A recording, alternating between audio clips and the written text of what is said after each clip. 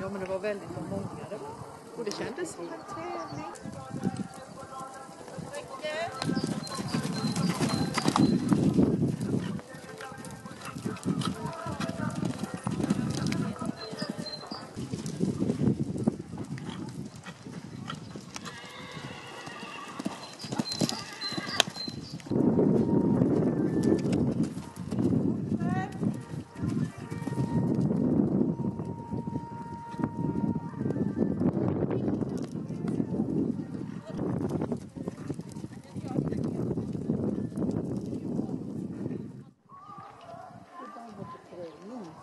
Ja, men det var väldigt många.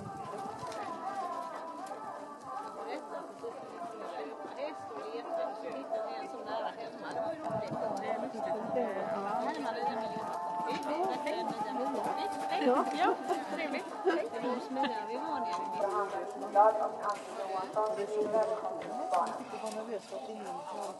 Man har sett dem rida där nere. Men ni lånade nästan lite så att man har stannat där. Vad var det? Glömde var det.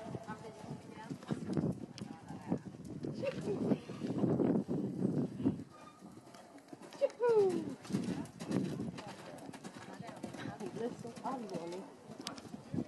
Men det såg ju länge nästan. Ja, inte det? Ja, hoppas det. Ja, på skoj. Det här är inte på skoj. Man ska röra ordentligt.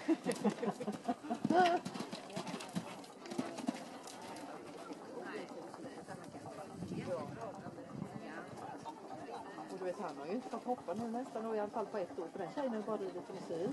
Så de här, nu har det blivit dressyrknappar på honom istället för hoppa. Men hon har lite svårt att komma på det. Du vet, hon har suttit och trimmat. Ja, vi får blå, han får hoppa igen. Nu hoppar vi till. Alla hästar utvägar liksom, eller kan jag som inte kan liksom inte så. Han kan ju givetvis gå till så, men han är inte för det riktigt så man satsar mycket. Han är